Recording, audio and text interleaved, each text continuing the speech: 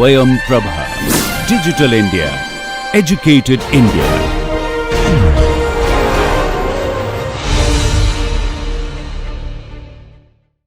So in this class, we will discuss about calculation of interaction energies and construction of potentials. You may recall that the key input for the molecular dynamic simulation is the description of intermolecular forces or intermolecular energies. And these energies could be written into various components, unibody potential, two-body potential, three-body potential, etc. And then we also saw that the major contributions to the properties come from the pair potential.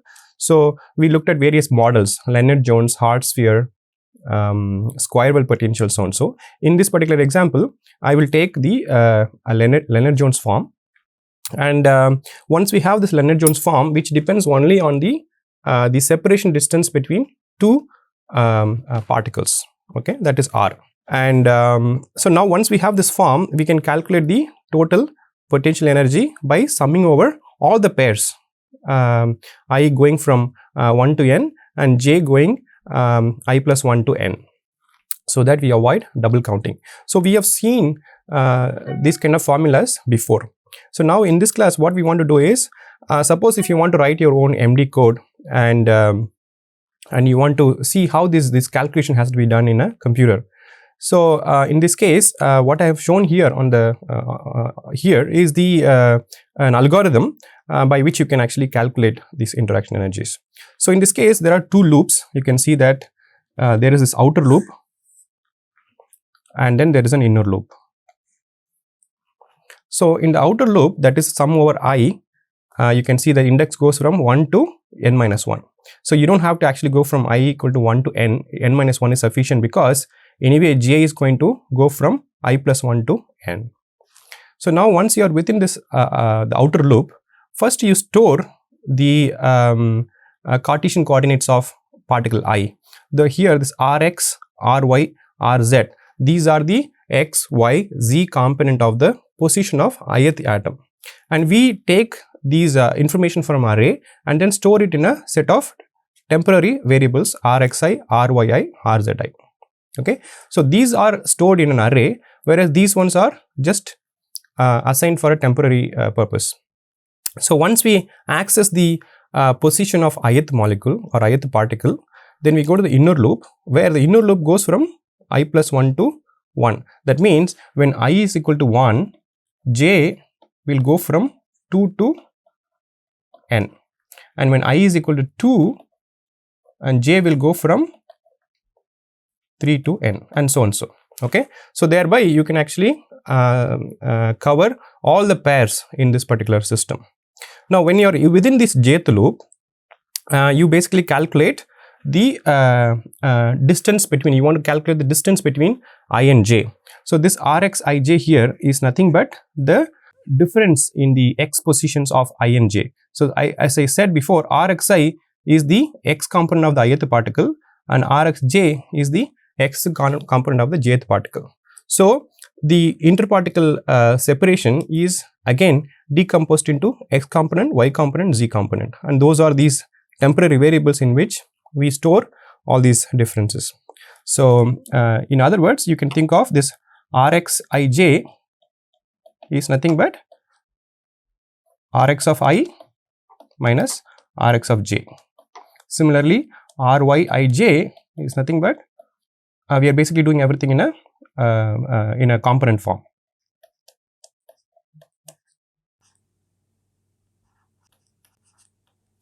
And so on. So similarly for the z component also. So once we have this the distance between I and j in the component form, then you can calculate the square of the distance, which is rij square. So rij square is basically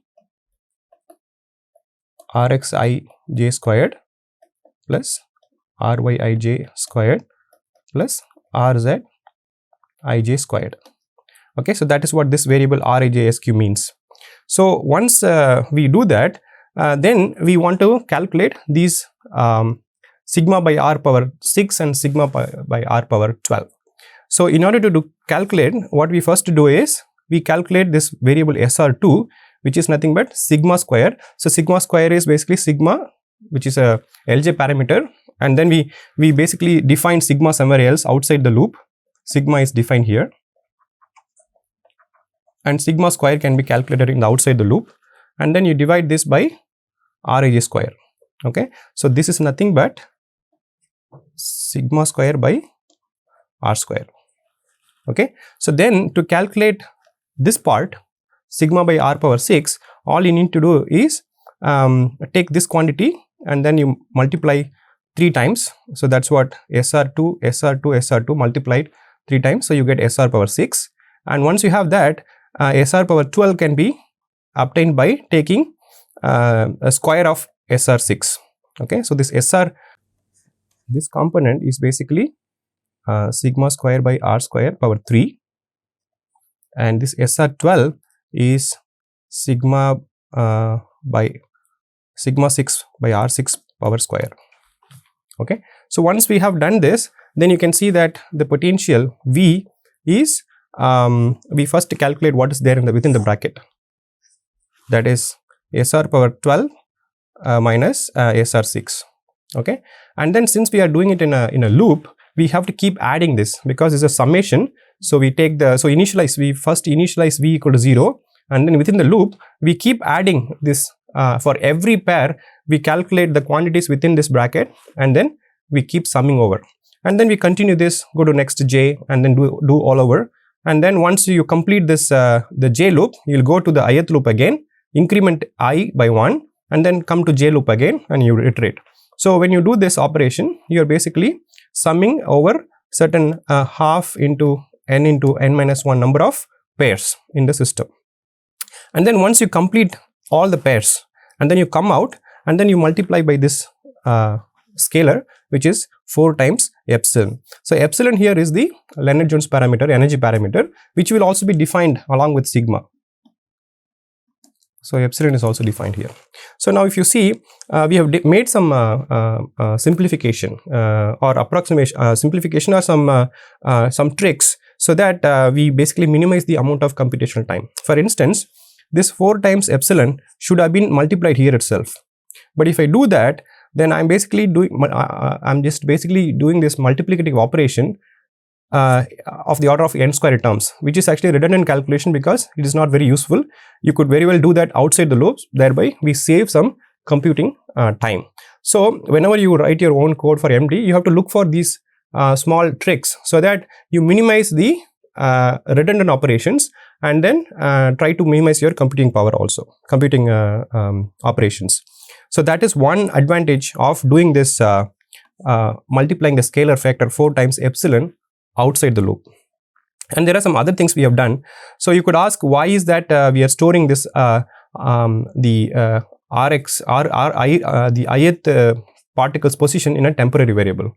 Suppose if I have not done it, and then in this case, if I keep referring to the array every time, so again computing time is more when you try to access an array and get information, because in this jth loop, in this particular jth loop, you are not really this ith particle position is not really changing. So you don't have to really go to every time to the array. We temporarily store them in a temporary variable. So we minimize the time associated with array assessment and array reference. So that's another advantage of using this temporary variables to store ith particle's position. And another thing we have done here is, you could say that after here, why not I calculate sigma by r power 12 directly as, so we know that sigma square by r square, so we can very well just take the power of 6 here directly. And then similarly for sigma by r to the power 6, we can directly take sigma square by r square power 3. We could have done directly also, but taking this power is again as a computationally intensive process. That's why we use, instead of powering, we just basically multiply twice and thrice, so that we don't have to use this power operations. Even in this case, you can see, instead of taking power, we could simply multiply SR6 times SR6 to get SR12. Okay, so these are some of the tips that you will need when you actually write your own code in writing your own MD code. So now what we saw in the previous slide was looking at the side-side Lennard-Jones interactions. But suppose we have a molecule, we already saw that a dimer can be represented by fusing two Lennard-Jones particle with a fixed bond, and then you have two sides in each molecule.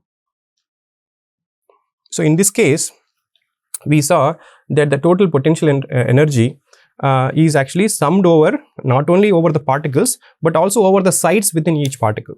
Okay, so there are basically, in this case, you have to sum over all the sides as well as sum over all the particle pairs.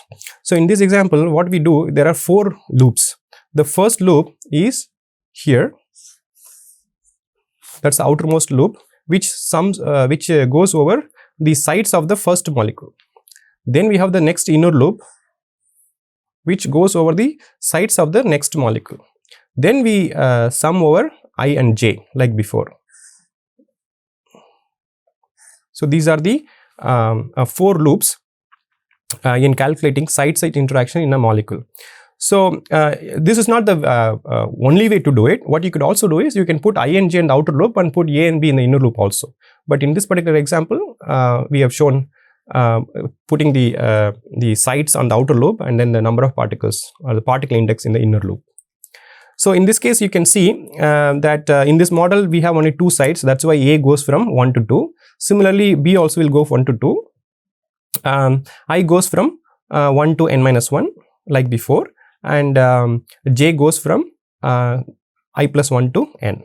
So once you are within this loop, then what you do, you basically calculate the distance RAB, which is basically nothing but the A side of the ith molecule minus the B side of the jth molecule. Okay, because we are talking about here AB interactions. And then you basically do this for the x component, y component, z component like before. And then once you calculate the distance, then take the square of the distance. And then if the interactions are Lennard-Jones or charge, whatever that is, you basically calculate respective interactions based on these separation distances. Okay, and the details of AB interactions are not shown here because we already saw if it is an LJ how to do it. You basically get sigma by r squared, then you take the 6th power, then you take the 12th power and do it. And if it is an electrostatic interaction, again you need the distance between these sites, and then use Coulombic form to calculate electrostatic interactions either way. So this is the way you would do for a molecular system. So now in a very, very rare situation, we might use multi-body interactions, for instance 3-body interactions.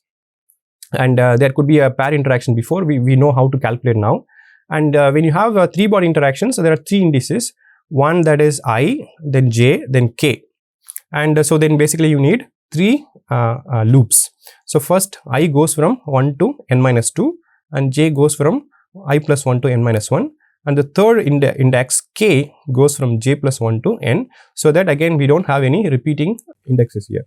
And then once you have once you go inside the loop, then whatever the form of ijk interaction that you have, that is v3, that you basically calculate here, because that's going to depend only on the distance between I, j and k, right? And that's what the ijk interaction is all about.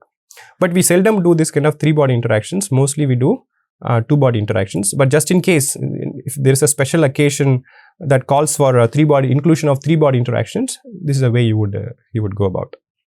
So now what we have seen is how to write a pseudo code or a computer code algorithm to calculate the pair potential, side-side potential as well as 3-body potential, and what are the precautions you have to take in terms of reducing the computing time. So now the other aspect of doing computer simulation is that sometimes you are given with a system and you want to do simulation because you want to calculate some properties. And sometimes you may be in a position to devise your own potential because there may be no such studies available before. Okay, so then a lot of thinking goes in how to construct such a potential and what are the means, methods by which we should do it. Okay. So the question we are asking is how to set up a realistic simulation. So when I say realistic simulation, what I mean by that is you're trying to predict a property that is comparable to an experimental value or experimental results. So that's what I mean by realistic. Okay, so we want to make a quantitative comparison with experiments. So if that is an objective for a given system, the way to go about is in 2 stages. In the first stage, we guess a potential model. So how do we guess? We guess based on our experience, whether the molecule is spherical or is it whether the particle is atomic or a molecular, or is it a polyatomic molecule. So we first look at the molecule as such and then try to come up with a model, and then you start doing some preliminary simulations to get some data, which can be the first data point to compare with your experiments. Then most likely that our initial guess would be wrong, right? So what we want to do is we want to basically take this potential and then refine it systematically so that you reach a set of potential parameters with which, if you do simulations, you would be able to compare your results with experiments. So now let's look at these 2 steps, these 2 stages in detail. So in the first step, where you build a model potential based on your experience and what you know about the molecular system. So to illustrate this, let's take a very small molecules like nitrogen or methane or OCS kind of molecules. So generally what you do once you have such a very small molecule, you basically try to construct a interaction sites potential by looking at what is the shape of the molecule. So thereby you can have anisotropic repulsive core, okay, something similar to what we have seen before. So if you have a linear molecule like nitrogen, then you can think of replacing this molecule with the 2 penetrating spheres, Lennard-Jones repulsive core with a bond, so that the model that you have mimics the real molecule itself. Okay, so that is matching the shape. So then you have this anisotropic dispersion interaction. So dispersion basically means attractive interactions coming through dipolar interactions. So for this, we will have to look at some Lennard-Jones parameters. And then there could be also charges. Okay, so the partial charges should be included for electrostatic potentials. So these are the thinking process in the beginning about going about constructing a model for a given molecular system. So this, once we have this crude model, okay, I say crude model because we are not sure about the form and the parameters of the model. So, but with that crude model, you can go about calculate properties of the system, which could be in the gaseous state or a liquid state or a solid state. Okay, so then once that is done, you can compare these simulation results with experiments, and so that's the process that we want to go along. So now before we do that, we have to find the site-site interactions, which could be modeled as, let's say, Lennard-Jones. Even in this molecular system that I've talked about, we can think of this interaction between A1, B1, A2, B2, etc. In those combinations, we can think of Lennard-Jones as the dispersion or attractive interaction model. And once you have decided that as a Lennard-Jones site, then you have to look up whether these parameters, LJ parameters, are available in the literature. Okay, because some people might have studied this kind of system before, so you have to do a thorough literature search to see such parameters are available or not. In this table, I'm skipping the references, but all these values are reported in various simulation results or researches. So you can see that for atoms like hydrogen, helium, carbon, nitrogen, for all these set of species, the values of epsilon and sigma, these are all Lennard-Jones parameter that have been reported. So these are reported such a way that these model parameters matches with experimental data, because they have gone through this process that we are talking about, guessing and then refining so as to match the experimental results. So if you're lucky, if you want to simulate argon or krypton and you got the parameter already, so you don't have to really do all this refining step. You can directly take these values and then you can start doing simulations. Sometimes we may not have the set of parameters that we want for a particular system. So then that's where you have to refine the potential. So now if you look at this particular table itself, it gives you some idea about how this parameter epsilon and sigma changes. If you look at these species in a periodic table. So generally what happens is that this energy parameter epsilon, so that actually increases with atomic number. Okay, so for example, you can see between nitrogen and oxygen, or if you take any pair of molecule, and you will see the epsilon parameter scales with atomic number. That is because when the atomic number increases, the particle size also increases. The polarizability, which is the main reason for Lennard-Jones interactions, and epsilon parameter will also go up. Okay, so there is a relationship between the polarizability of the molecule and the atomic number, thereby the Lennard-Jones energy parameter as well. Similarly, if you look at the parameter sigma, it actually increases when you go from one group to next group in the periodic table, but then when you go from left to right in the same group, okay, you will see that the sigma will decrease from left to right. This is because when you go from left to right, the nuclear charge increases and the atom wants to attract the electrons more strongly, so the sigma goes down, okay, along the left to right of the periodic table. But then when you go from top to bottom or go down the columns, you see that epsilon will increase. So these are some of the deductions you can make by looking at data like this. Okay, and in cases where, as I said, when you don't have such a data, you have to basically look at an atom which is nearby to the system that you want to study, and then you start from there, and then you increase or decrease depending upon how the atom number is different, or where is it in the periodic table, do you know any parameter of the neighboring molecules, and from there you can start. So that would be a good starting point. Other parameters like polarizability and van der Waals radii, these are other parameters that helps you to define or helps you to guess what should be the epsilon and sigma values. So right now we are talking about only the parameter for the dispersion interactions between the sites. So as you can see that there is no one unique way you can actually guess this. That's where your imagination and your skill is required in building your model. Many times what happens is that we have mixtures of species. There could be two species in the system, let's say A plus B, okay, so or I and J. Okay, these are two different chemical species. You can think of like mixture of carbon dioxide and nitrogen, like that. Okay, so then what we generally have is we have epsilon parameter for the ith component.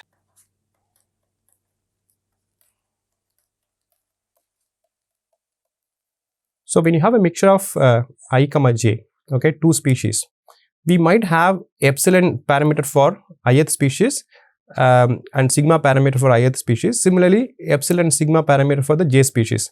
But then when you do simulation, there is also cross interactions. There is also interaction between I and j, between the two molecular species.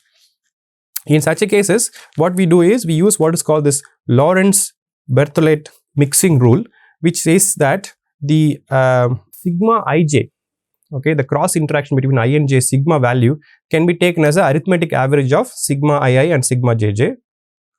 Similarly, the energy parameter epsilon can be taken as a geometric mean of the ith and the jth epsilon values. Okay, so this is very commonly widely used mixing rule. This is not the only mixing rule. There are other mixing rule as well, but predominantly you will see that for multi-component mixtures involving Lennard-Jones interactions, Lorentz-Berthollet mixing rule is used.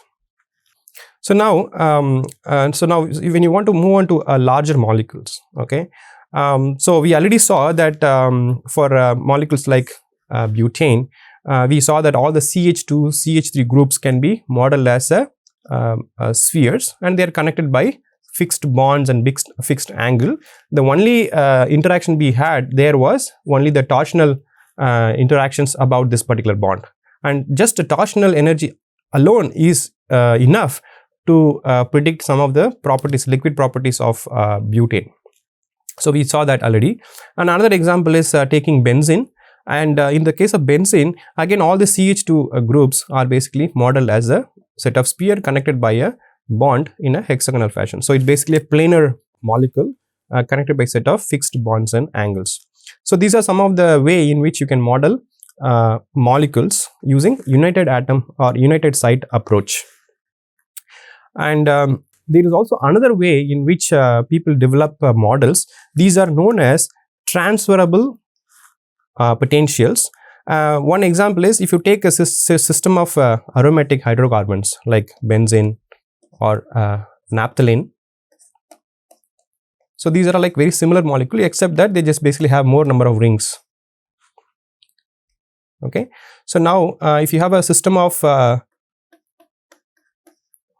such molecules, and let's say you're interested in knowing what is the non-bonded interaction. So when I say non-bonded interaction, this is basically interaction between two neighboring molecules. Like for example, in this case, you want to know what is the interaction between the carbon here and the carbon here, or between this carbon and this carbon, or between the carbon and hydrogen, etc. Okay, so now generally in this transferable potential, what we do is we take a set of very similar molecules, changing only in size, as in this case benzene, naphthalene, and etc. And what we do is they take a Lennard-Jones modified form of Lennard-Jones potential. You can see that there is this, so there should be a minus here. Yeah, so they take this 1 by r power 6, which is an attractive tail term, and then there is this exponential term. So you take, so they take a particular form of potential and then try to optimize this parameter A, B, and C for various pairs. Okay, and then for a set of molecules, these potentials are actually optimized so that one unique set of these parameters A, B, C will simultaneously match the experimental values of many systems. So the advantage of having such a model is that if you have any other molecule of this form, aromatic hydrocarbons, you don't have to again go and refine your model potentials. You can very well take the model parameter corresponding to benzene alone, because they have been already optimized for set of hydrophobic aromatic hydrocarbons. Many of the force field that we use in MD simulations as of now, the CHARM, OPLS, or AMBER force field, many of them actually have this kind of a transferable potential, because they take a collection of similarly behaving molecules and then optimize the potential parameters for a chosen form by matching the experimental results. So you don't have to, every time you come to a new molecule, you don't have to refine the model by yourself. Okay, so that's been very successfully done in many of the current force field models. Now coming to charges, so generally what we do is we assign partial charges at the LJ site itself. So what I mean by that is when you have a molecule like a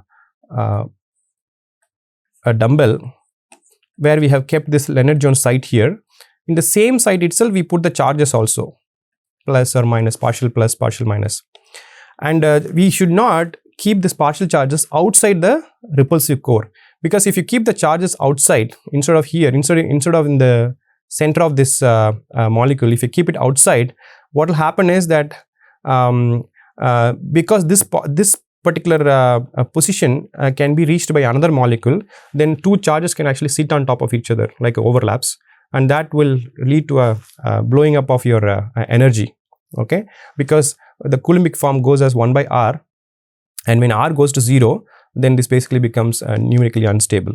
So because of that, the partial charges should always be put inside the repulsive core. It need not be always in the center. You can even put it outside also. This is something we saw in a nitrogen molecule, if you remember. So nitrogen was modeled as a dumbbell, and we had kept charges in the center of molecule and also at the center of this Lennard-Jones, and also something here.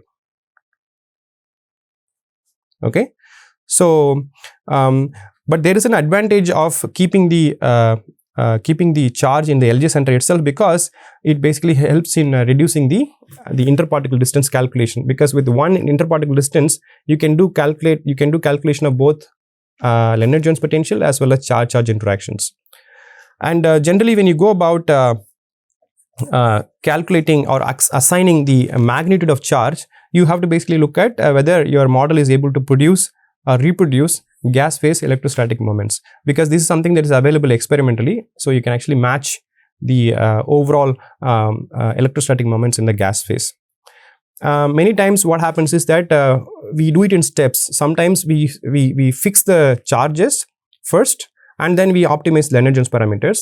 In some other studies, you will see that first people actually assign Lennard-Jones parameters based on energetics like heat of evaporation or crystal lattice energies, and then go about changing the charges, or it can be vice versa also. You will see that there is a variability in which is fixed first, which is tuned afterwards.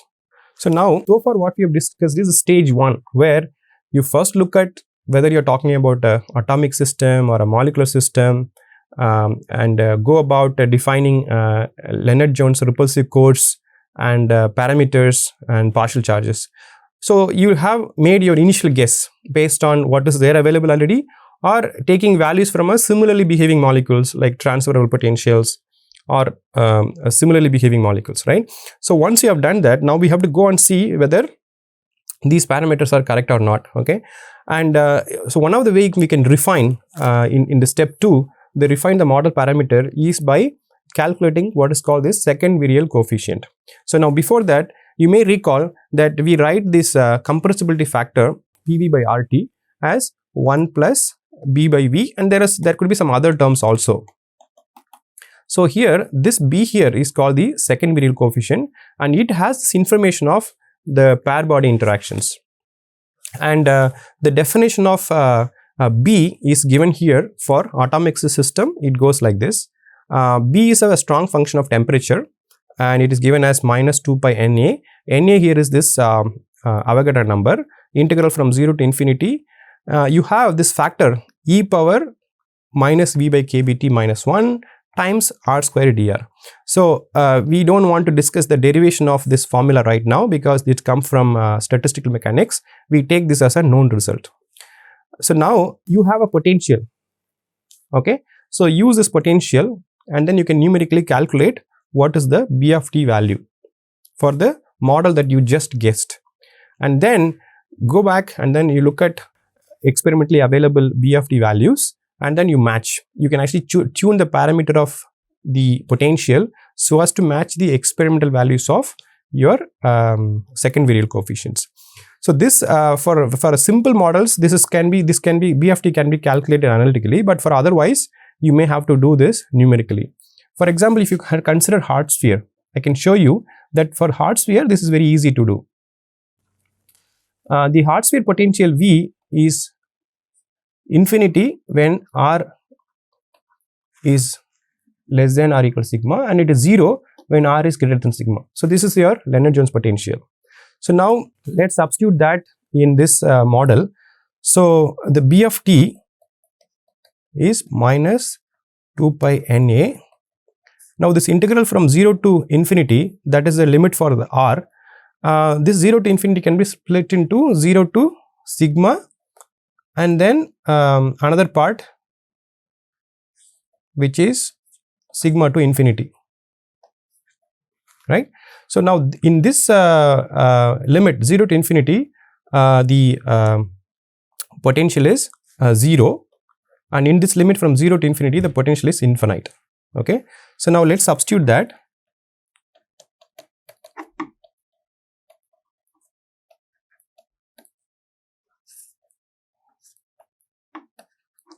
So first I am doing this e power, so you get minus infinity minus 1 r square dr.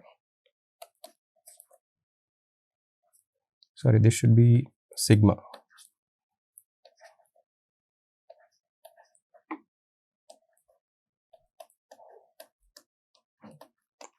So you can see that e power 0 is 1, so 1 minus 1 is 0. So this component will vanish, and here you have e power minus infinity, which is 0, and then you have only minus 1.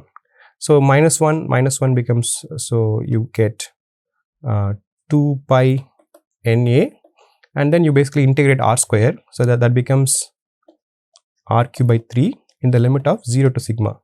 So for the hard sphere, the B of t value comes out to be 2 by 3 pi Na sigma cube.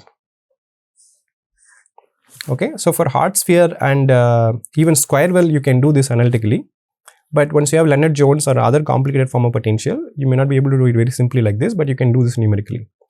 And now in the case of, suppose if you have modeled them as a hard sphere, and then you can look at B of t value from experiment, and you can tune your sigma value so as to match the experimental B of t values. Okay, so that's a way to do. That's a way to use the second virial coefficient as a method to refine your potential. Now what I have shown here is for an atomic stick system. If you have a molecular system, then this B of t depends not only the interparticle distance, but also it depends on the orientation of the molecule I and j. Okay, because depending upon the orientation, the interaction energy can be different. And you can see this V here, that is a pair interaction, depends not only on R like before, but it also depends on sigma I and sigma j.